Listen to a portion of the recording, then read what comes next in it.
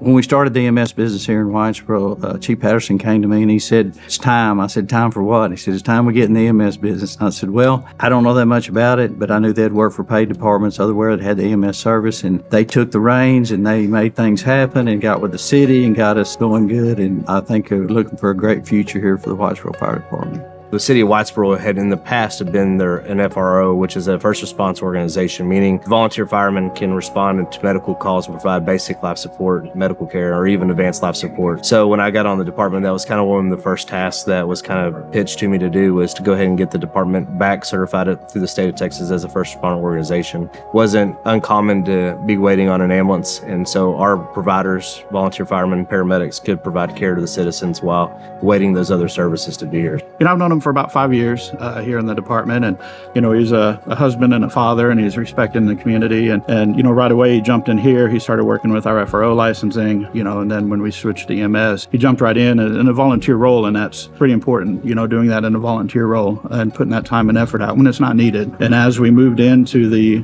providing EMS, he continued to step up, and still at a voluntary level, and even as a part-time job, and to see somebody that puts that much into a part-time job, is definitely there for the community and the right reasons. We're extremely grateful. Being that he's from this community, he cares about this community, so it's home. It's not just a job or something that you do and then you go home. This is actually where he lives also, and so you care about it in a different way, I think. I'm not going to ask any of our guys, gals to do anything that I'm not willing to do. So it's part of being a leader, is doing the work that, nobody's watching, but picking up, helping out, and, nothing's below us, right? It's just that person who cares.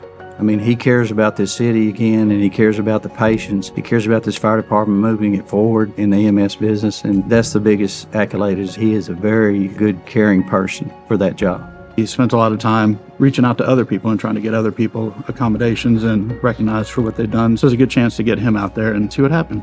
Obviously, I'm extremely honored. I'm not often, without words. Many people that know me know that, I'm usually not caught off guard. I was definitely caught off guard. It means a whole lot to me. And, again, not often speechless, but I guess really that's what it kind of was. I'm just grateful to work with every single person that I get to work with here. Truly what I love to do, and it's what I'm passionate about. So, in the realm we live in fire and EMS, it's a great honor to have somebody here in this fire department nominated for such an award. And Chief Wilcox has offered that knowledge to us here in the Whitesboro Fire Department, and I thought it was a great honor for him to have. Whitesboro is pretty unique in that pretty much everybody here, with the exception of maybe half a dozen, are in this community. So we're truly a community-based EMS system. And for us, it's our culture.